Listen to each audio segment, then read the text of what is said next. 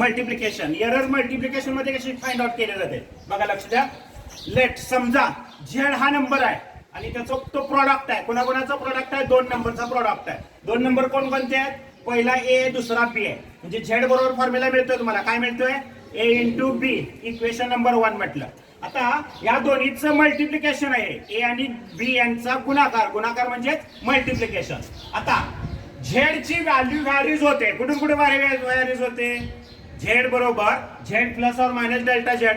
आणि ए ची value varies होते. कुठून कुठे पर्यंत? A is equal to A plus और मायनस डेल्टा ए. बी ची व्हॅल्यू कुठून कुठे पर्यंत? B varies from B plus और मायनस डेल्टा बी. आता काय करायचं आहे आपल्याला? याच्यामध्ये व्हॅल्यू सगळ्या पुटअप करायच्या. कोणकोणत्या?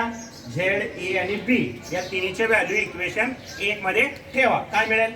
झेड प्लस और minus delta Z is equal to A ची व्हॅल्यू ठेवली. काय ए ची? ए प्लस और मायनस डेल्टा ए. बी ची व्हॅल्यू ठेवली. बी ची काय आहे? बी प्लस और मायनस डेल्टा बी. ना परत काय केलंय? हे टर्म आहे तशी लिहिले. काय केलंय? ए नी पूर्ण ब्रॅकेटला गुणलंय आणि डेल्टा ए नी पूर्ण ब्रॅकेटला मल्टिप्लाय करून घेतलं. काय मिळतंय? ए नी बी ला मल्टिप्लाय करा. ए इंटू बी ए बी. ए नी डेल्टा बी ला मल्टिप्लाय करा. ए into delta B plus or minus. परत काय केलंय? डेल्टा ए नी बी ला मल्टिप्लाय केलंय म्हणजे बी इंटू डेल्टा ए. परत प्लस और minus delta A into delta बी. आलं का? परत काय केलंय? एल च्या साईडला झेड नी भागा आणि आर च्या साईडला ए बी नी भागा. काय मिळतंय बघा? एल च्या साईडला झेड नी भागला. झेड भागिले झेड 1 मिळतंय. म्हणजे काय राहिलं? प्लस और minus delta Z upon Z is equal to. परत ए बी कितीने भागायचंय?